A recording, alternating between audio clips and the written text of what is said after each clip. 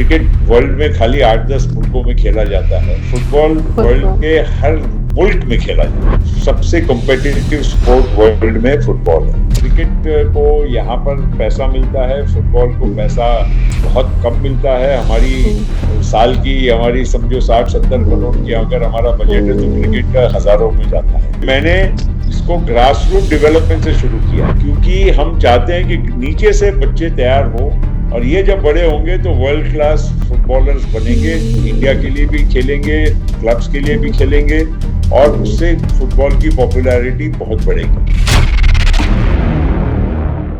जैसे आप all India football federation के प्रेसिडेंट भी हैं, जिस तरह का जुनून, क्रेज मैं कह सकती हूँ क्रिकेट को लेकर हमारे देश, हमारे मुल्क में देखा जाता है और हमारे जो प्लेयर्स हैं उन्होंने वर्ल्ड लेवल पर अपनी स्पेस, अपनी पहचान भी बनाई है। उस तरीके से हम फुटबॉल में क्यों उस तरह की पहचान जो है भारत में नहीं बना पा रहे हैं, मतलब वर्ल्ड लेवल पे भी, भारत में भी? फुटबॉल का एक थोड़ा परिपेक्ष अलग है। परिपेक्ष ये है कि सबसे कॉम्पिटिटिव स्पोर्ट वर्ल्ड में फुटबॉल है। अब मैं ये नहीं कहना चाहूंगा कि पिछले 40-50 वर्षों में फुटबॉल निरंतर उसकी गिरावट हमारे देश में हुई और इसलिए मैं अब उसके लिए तो मैं जिम्मेदारी नहीं ले सकता, लेकिन इतना जरूर कहूंगा कि मैंने जिम्मेदारी ये इसलिए भी ये स्वीकार की कि मुझे फुटबॉल को अपने देश में और वर्ल्ड में इसको आगे बढ़ाने के लिए ही मुझे ये जिम्मेदारी मैंने स्वीकार की। बहुत टफ चैलेंज है और इसमें भी कोई शक नहीं है, बट एक बात आपको भी बता देता हूँ कि क्रिकेट वर्ल्ड में खाली 8-10 मुल्कों में खेला जाता है और फुटबॉल वर्ल्ड के हर मुल्क में खेला जाता है और उसका कंपटीशन लेवल बहुत अलग है और क्रिकेट को यहाँ पर पैसा मिलता है, फुटबॉल को पैसा बहुत कम मिलता है। हमारी साल की हमारी समझो 60-70 करोड़ की अगर हमारा बजट है तो क्रिकेट का हजारों में जाता है। तो ये भी क्योंकि पैसा ये भी लगता है और कंपटीशन हाई है, इसलिए मैंने इसको ग्रास रूट डेवलपमेंट से शुरू किया है। जो नीचे से आज बच्चा 10 साल का, 12 साल का, 15 साल का, उसको पकड़ के डेवलप करके इस गेम का स्टैंडर्ड बढ़ाने का जो काम अब हम कर रहे हैं, इससे आप देखेंगे अभी हमने वर्ल्ड कप अंडर 17 बॉयज के लिए किया था 2017 में। अभी इसी साल दिसंबर में वर्ल्ड कप फॉर गर्ल्स यहाँ पर 17 साल की उम्र के कप का हो रहा है। तो ये इसलिए हो रहा है, ये ला रहे हैं हम दोनों ये स्पोर्ट्स क्योंकि हम चाहते हैं कि नीचे से बच्चे तैयार हो और ये जब बड़े होंगे तो वर्ल्ड क्लास फुटबॉलर्स बनेंगे, इंडिया के लिए भी खेलेंगे, क्लब्स के लिए भी खेलेंगे और उससे फुटबॉल की पॉपुलैरिटी बहुत बढ़ेगी।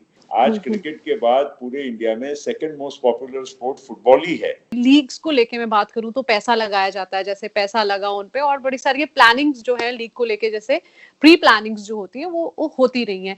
अब इस कोरोना महामारी के चलते हुए इसके चक्कर में जो है सारा कुछ ठप हो गया सिस्टम। आज सारे टूर्नामेंट सस्पेंड हो गए, लीग सस्पेंड हो गए पूरे इंडिया में, वर्ल्ड में।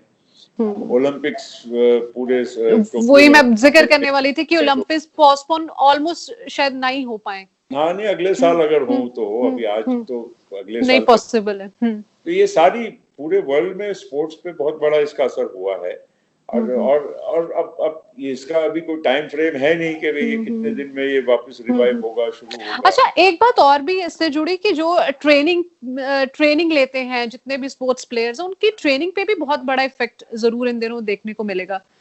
बाकी चीजें तो चलो है ही है, फाइनेंशियली जो लॉस है बिल्कुल है और हम तो चाहेंगे कि अब ठीक है, अभी इनिशियली तो कोई इसमें कोई दो राय नहीं हो सकती थी कि भाई पूरा लॉकडाउन होना चाहिए, सब बंद होना चाहिए, पर कहीं ना कहीं अब स्पोर्ट्स जहाँ ओपन एयर में हमारे प्लेयर्स ट्रेनिंग कर सकते हैं या जैसे साई के कई सेंटर्स है जहाँ पर वहां रहकर खुले में काफी ओपन आउटडोर स्पोर्ट्स हैं, ये सब है।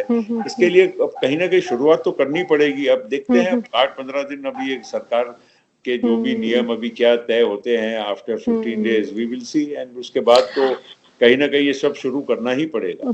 अच्छा, स्पोर्ट्स जितनी भी ऑर्गेनाइजेशंस हैं उनके लिए एक बड़ा चैलेंज था पिछले 5-10 सालों की अगर मैं बात करूं। कई ऐसे सूबे हैं जो लीड कर रहे थे वर्ल्ड मैप पे, लेकिन कहीं ना कहीं पिछड़ गए हैं। स्पोर्ट्स सेक्टर की मैं बात कर रही हूँ, स्पोर्ट्स के अंदर प्लेयर्स कहीं ना कहीं जो है या तो निराश होके घर बैठने लग गए थे, या आगे जो है जो कह सकती हूँ कि प्लेयर्स और निकल के नहीं आ रहे थे। लेकिन अब दोबारा डीमोटिवेटेड जो होंगे या जो घर बैठ गए हैं, उनको वापस दोबारा रिवाइव करने के लिए कितना मुश्किल होगा जो स्पोर्ट्स ऑर्गेनाइजेशंस हैं या सरकारों के लिए। ये बात सही है, क्योंकि प्लेयर का एक रिदम होता है, एक मोमेंटम होता है, एक ट्रेनिंग कंटिन्यूअस होती है, जी। और अब इसको काफी मतलब नुकसान तो होगा ही।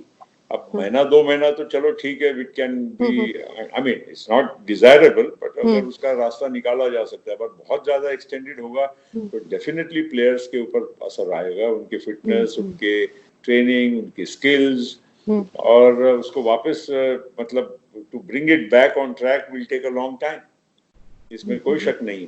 तो ये अब इसको, अब स्टेडियम्स भरना ये तो सही में बहुत बड़ा मुश्किल होने वाला है, क्योंकि एक तो सरकार की भी कुछ मर्यादाएं रहेंगी, डिस्टेंसिंग और ये सारी चीजों को लेकर। दूसरा, लोग खुद ब खुद भी सोचेंगे कि भाई अभी स्टेडियम अवॉइड करो, क्योंकि वहां पर इतना ज्यादा क्राउड मतलब एक दूसरे को नजदीक आएगा तो उसका भी नुकसान होगा हेल्थ पे। तो बहुत सारी चीजें हैं। अब ये देखिए, ये पहली बार इतना हमने तो हमारे लाइफ टाइम में हमने कहीं देखा नहीं है। नई चीज है, नया एक अनुभव है। अब देखेंगे इसमें से क्या रास्ता निकलता है, लेकिन डेफिनेटली प्लेयर्स के फिटनेस और मोरल दोनों के ऊपर बहुत असर होता है। ठीक है, thank you so very much. धन्यवाद आपका, आपने बहुत अच्छी और सुंदर जानकारी हमारे साथ जो है शेयर की है। Thank you. Thank you, thank you, नमस्कार।